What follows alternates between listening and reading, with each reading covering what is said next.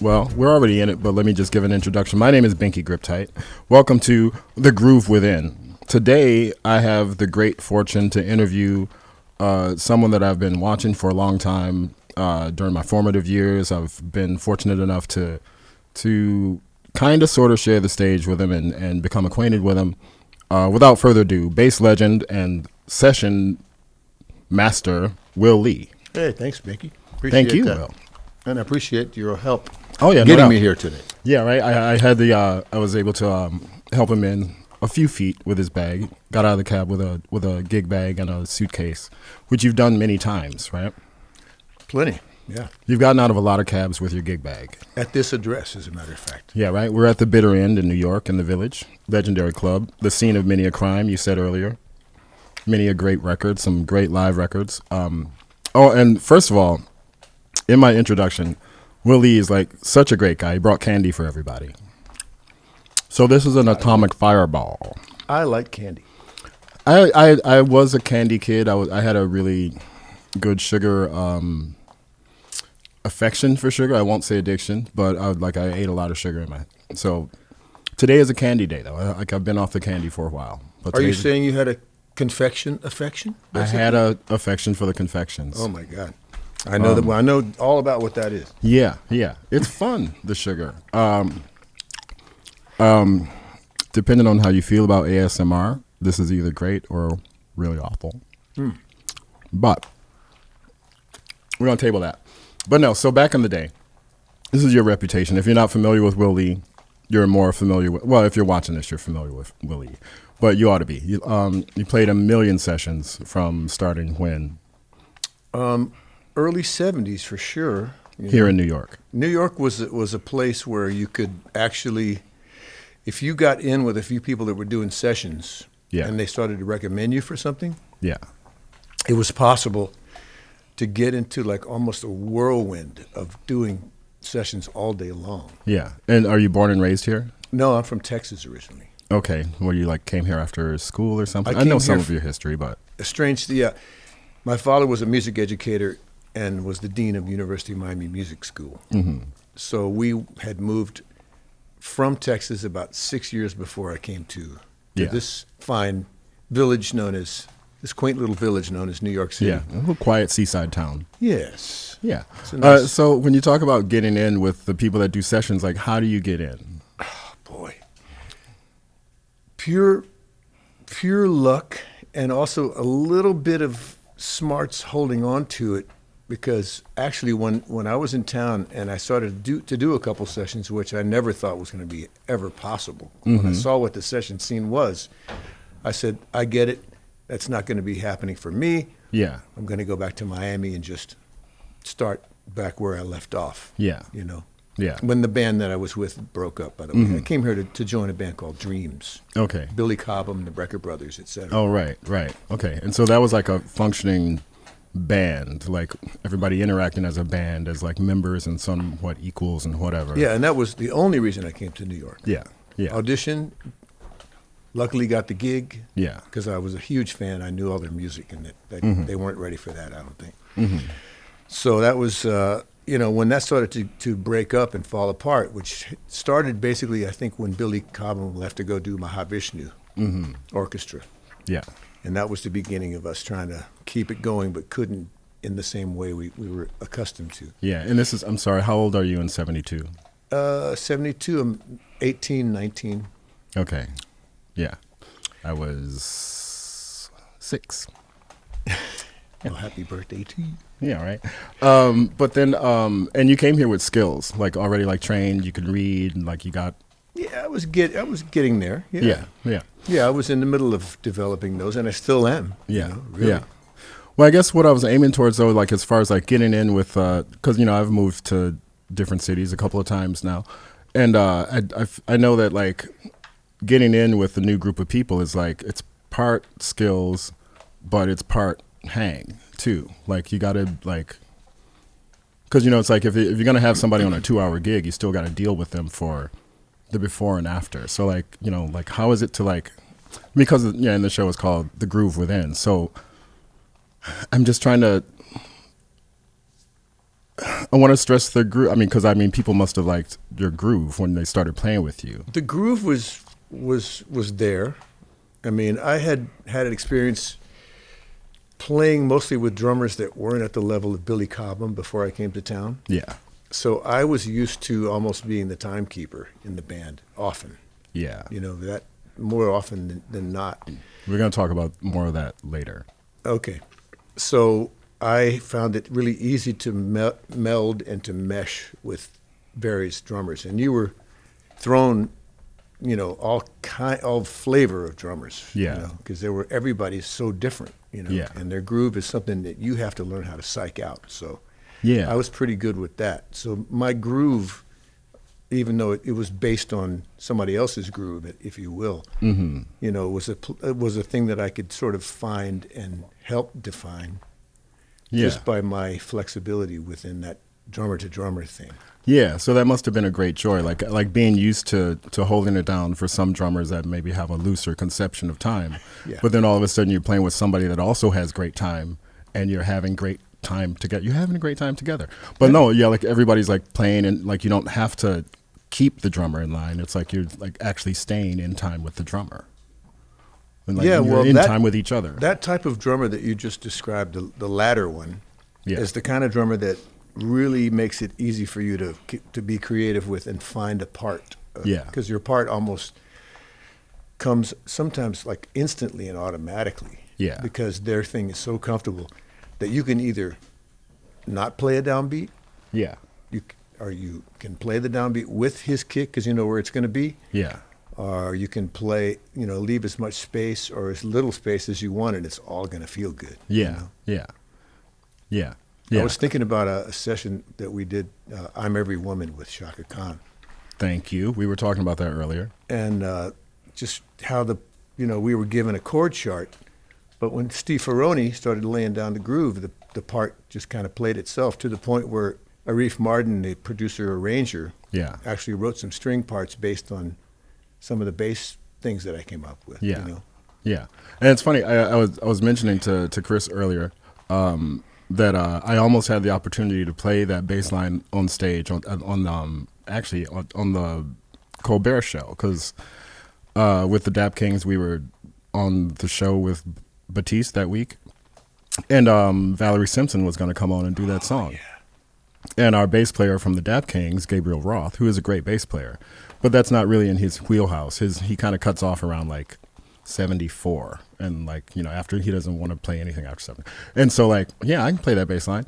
And then in looking at I had never looked at the credits because I knew it was a New York session. The original Shaka Khan version of I'm Every Woman. I knew it was a New York session, but I just thought it would be like Marcus Miller or something like that. And I looked it up and it's like Will Lee. It's like, oh, I know that guy. But at any rate, Valerie was ill that week and I never got a chance to play it. Oh, you will. Yeah, but I spent a lot of time learning it, and you killed it. It's a great bass line. Valerie stays really active, so she I loves to play and sing. Yeah, I had the opportunity to perform with her on another occasion, and it was great. She's a true professional's professional. Yeah. Oh, she was great. We had to play Ain't No Mountain High Enough. That was this same gig I was telling you about earlier, a Jazz Foundation gig. But anyway, she just walked on stage and started playing. It was like no rehearsals. It's like Ain't No Mountain High Enough. Like if you don't know the song, just sit out, because she had it on piano. It's like she didn't need it. Right. She didn't need anybody else to play with it. It's all there, right? So she doesn't care if you play or not. Like if you don't know the song, just don't play. But she was just such a pro. She's like, I got this. She carried the whole band, right? Yeah. But let me ask you about that session. So when you go on to do I'm Every Woman, was there a chord chart or was there a bass line? Chord chart. Yeah. So you laid down a pretty simple bass line, but super effective. And, part of what makes that song iconic. I mean, talk about that. Like when you walk into a session, it's like that, and all you have is a chord chart, and you have a lot of leeway to like where should the bass go. I was having a lot of fun, and I still am, and I always have had a lot of fun trying to make the bass not just be a bass sometimes. Yeah. Even though my favorite bass sound of all of every bass sound is the sound of the car going by. Oh yeah. Yeah. That's what I go for most of the time. Yeah. But yeah. But I also am fascinated by pedals that make the bass not sound like a bass. You know, Mm-hmm. they take it to another place. And at the time, I was experimenting with, whatever there was around. And most what there was a huge variety of sounds available coming to us from the Electro Harmonics company. Mm-hmm. Yeah. Mike Matthews and those Yeah. guys were they were making pedals. In his description, they were making pedals for the weekend musician. So in other words, they were making pedals that different pedals that did a lot of different things, but were super affordable. Yeah. Compared to like bigger name pedal companies Yeah. that were Yeah. making stuff. So they had a lot of variations, and I was trying everything. I was into flangers and Yeah. chorus pedals and And what year was that record done? I don't know. I'm Every Woman. It's like late 70s, like, what was it, early 80s? Maybe I don't really know. Okay, sorry, but back to My so father was great with those things. yeah, I know, right? On November 9th, know, right? 1972. But so you're into Electro Harmonics pedals.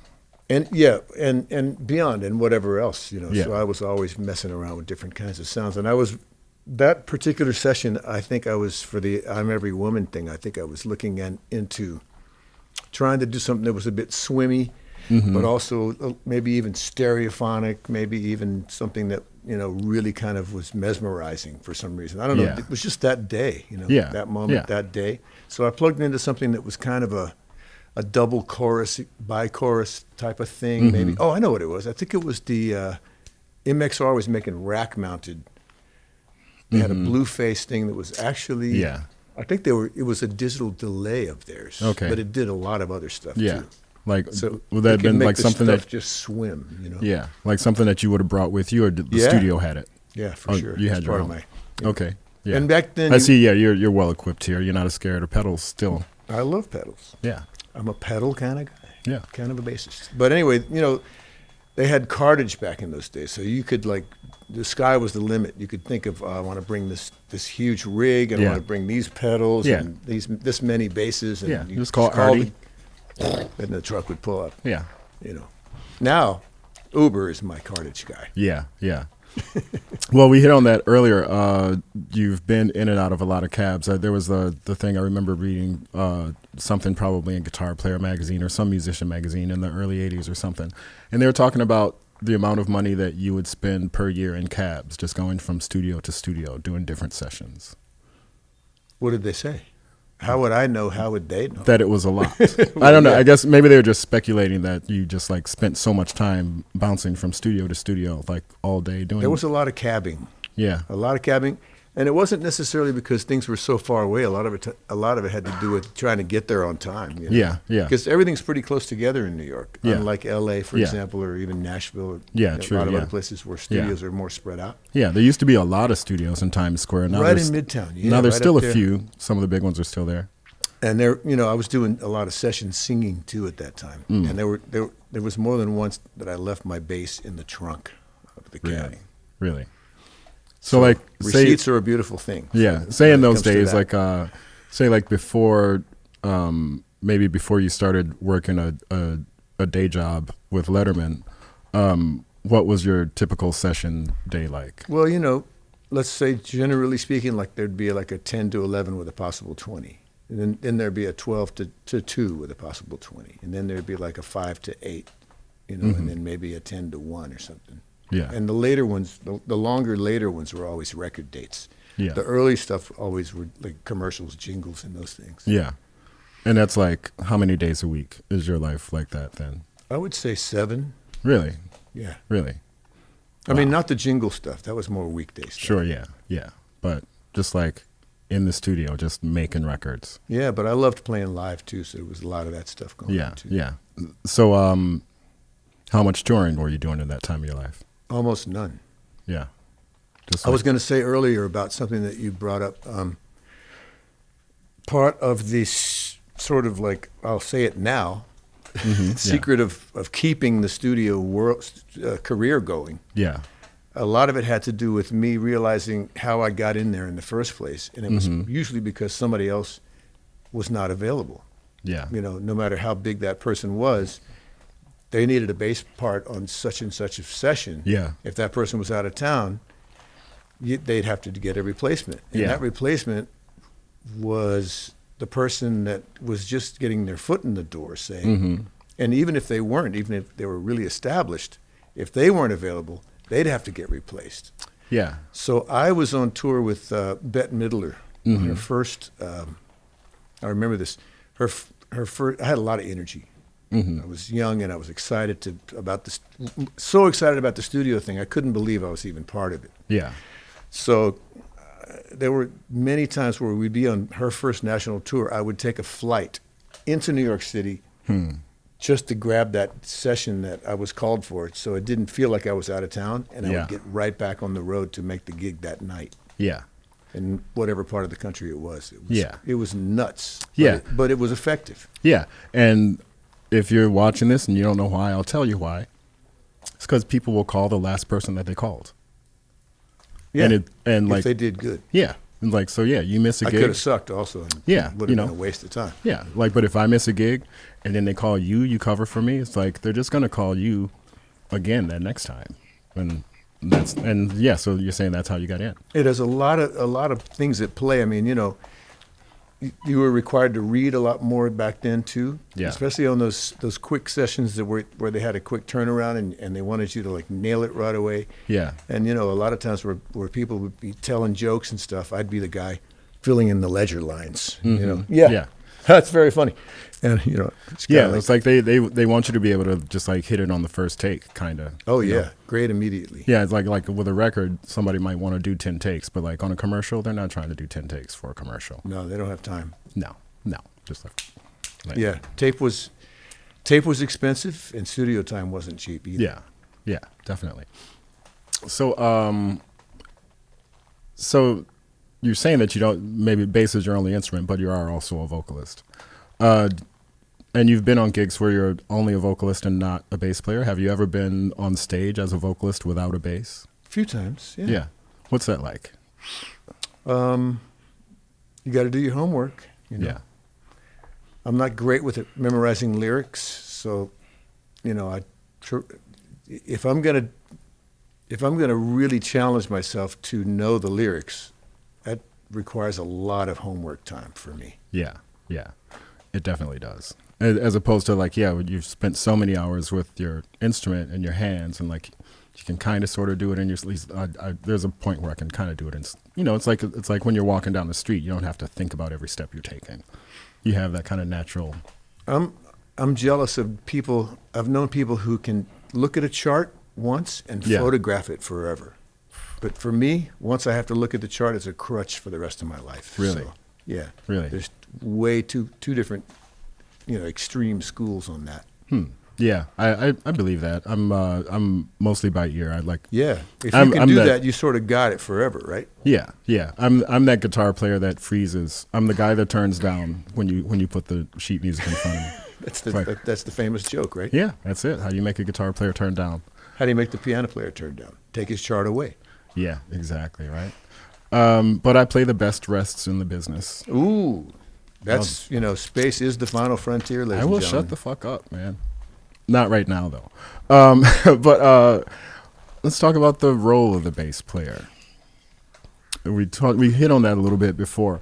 And like the experience of playing with, maybe a drummer whose rhythm or time is a little bit loose, and then you feel the responsibility to hold it down. Like that's not uncommon with a lot of traditional jazz. Like the upright player is playing like eighth notes or sometimes 16th, whatever, quarter notes or eighth notes, and then other people get to sort of float around that, and it's common for the bass to be the center in some of that. Yeah, especially jazz. Yeah, because when you think about, what I call jazz, and I don't want to sound like a purist, but do it. When we talk about like bebop kind of jazz, where there's the whole ensemble thing and everybody's listening and leaving space and playing off of each other.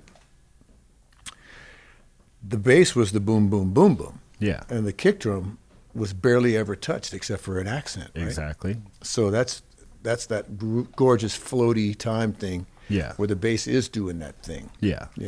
Yeah. Yeah, but then like, you know, get into the funk world and the funk era, we're used to backbeats. And but then it's weird, and I experience this, you know, a lot as a rhythm guitar player, because many times I'm playing eighth notes or even 16th notes of my rhythm, and if I'm faced with a drummer that doesn't have some sort of a grid, at least for the one and two, you know, just like for the, or for whatever, What the two and do the I four, do? What do I right? do? Yeah. Yeah. And so yeah, so and even as a bass player, I've experienced that where it's you're partially kind of holding the time down because like other people aren't. Well, you know, you can't be that in. I mean, I've found that I couldn't be that insistent about it. What I would have to do more than that would be able to like psych out and anticipate that next bass drum hit. Yeah. You know, Yeah.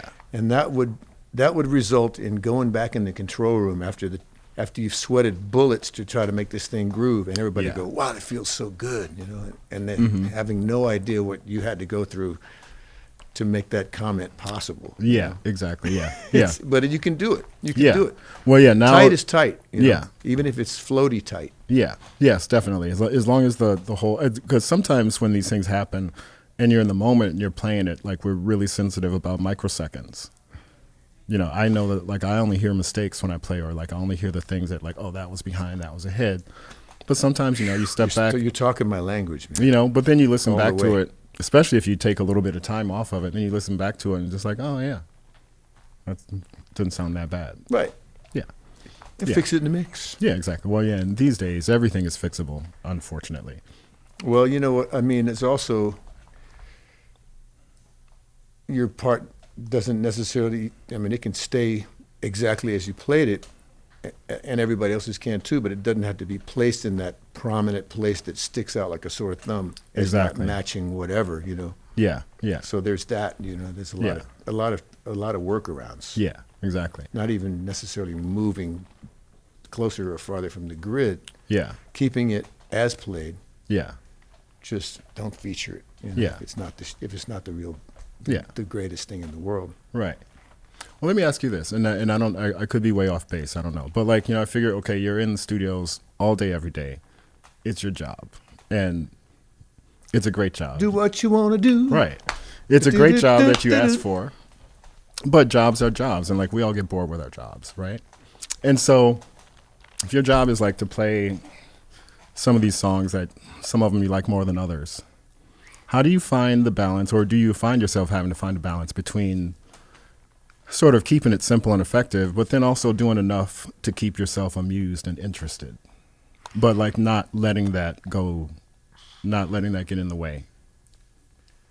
Do you know what I mean? Does that make sense? Yeah, it's always a challenge, man. I mean, first of all, part of the excitement of going into the studio is the fear. Mm-hmm.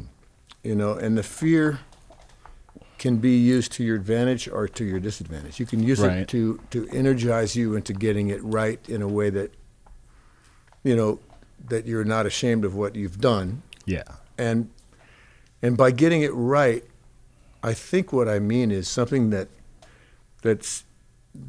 you've left the studio with something that can be enjoyed at another time. Yeah. In other words, I keep coming back to this phrase that a groove is a groove is a groove, right? Yeah. Yeah. And once it feels good, it's going to feel good forever. So Yeah. what you probably should try to stay away from is having the kind of fear that makes you so nervous thinking about, oh, this is for all time. And, you know, Yeah. I had a conversation That's with crippling. Verdine White about this. Yeah. You know, how he talked about when the red light came on. Freddie talked White, about- bassist of Earth, Wind, and Fire, in case you Oh, didn't yes. know. Another bass legend, rock star. We were talking about, you know, he was 18 when they were making these amazing records, you know, and they're in Yeah. the studio and he's just in there and going, where am I, you know? Yeah. And meanwhile, they're about to put down some classical music for the rest of us for the rest Right. of the time. Yeah. And if you start getting into all that, you could blow the whole thing. Yeah. But if you're really looking just to enjoy yourself, if you can find a way to you know, you're going to sabotage the whole thing if you go down that road of fear with the red lights on and, oh my Right. God, this is forever, you know, and all that kind of mindset. Yeah. Versus well, how can we make this feel good right now? Yeah. Because if you do that, it's going to feel good Yeah. for the rest of history. Yeah, definitely. Right? Definitely. Yeah. Well, when I just talk about myself for a little while. When I first started playing, like I said, when I'm maybe like 10 or 12 years younger than you. So I grew up watching, you guys on David Letterman, The World's Most Dangerous Band, Will Lee, Steve Jordan, Hiram Bullock, then Sid McGuinness, and of course led by Paul Schaefer, and later Felicia Collins and Anton, of course. Anton Fig, of course, yeah.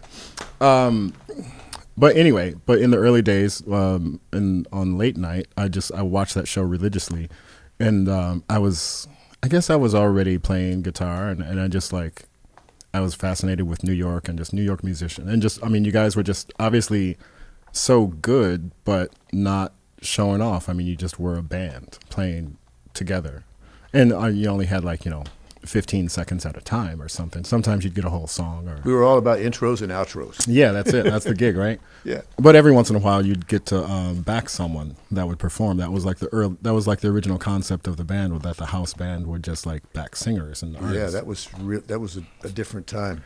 Yeah, they don't like to do that now. It's like it doesn't happen very often. But yeah, I just loved the way you guys always just sort of laid down the groove. It's like. Hold on a second. You're talking about me again, aren't you? I am talking Let's about get you. back to you. Well, no, I'm you. talking about I'm talking about how I came to be here, even because, like I said, at that time in my life, I grew up in Milwaukee, Wisconsin.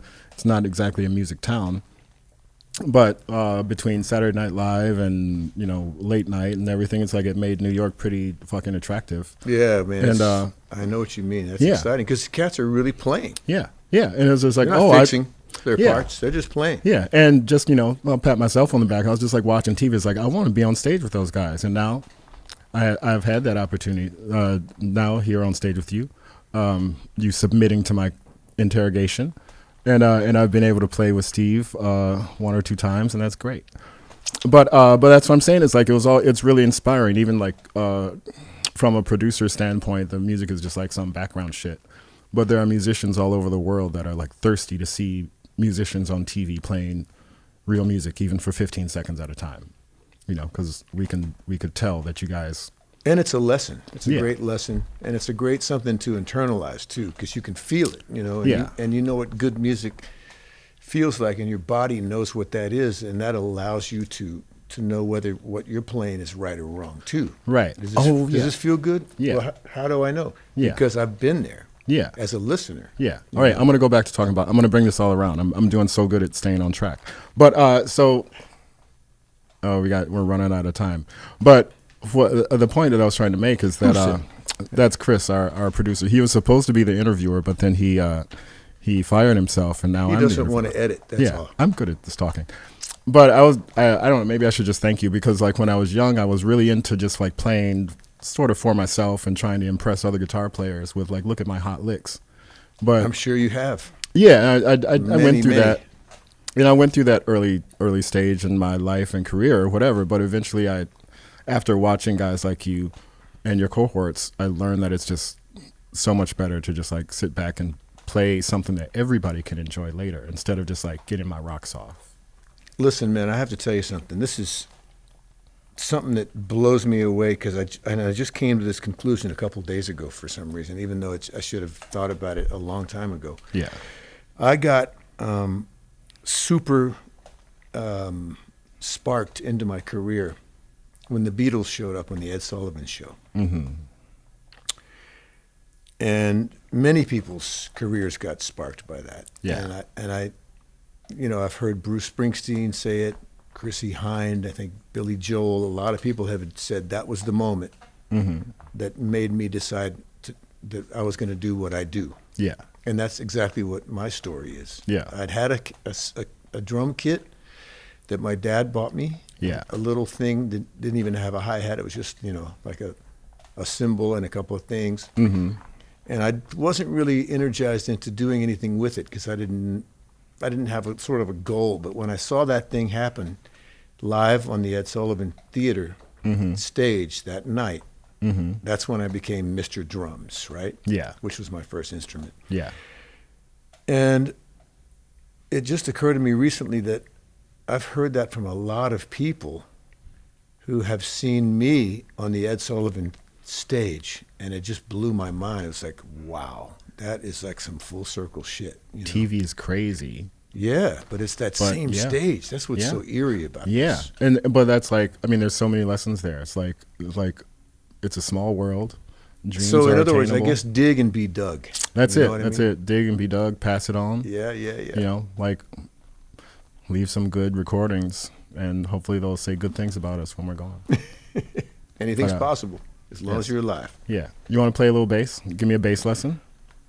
Yeah, there's a little bass, but I'd like to play a larger bass. Play your bass. I'm gonna play my bass. All right. As best as I can.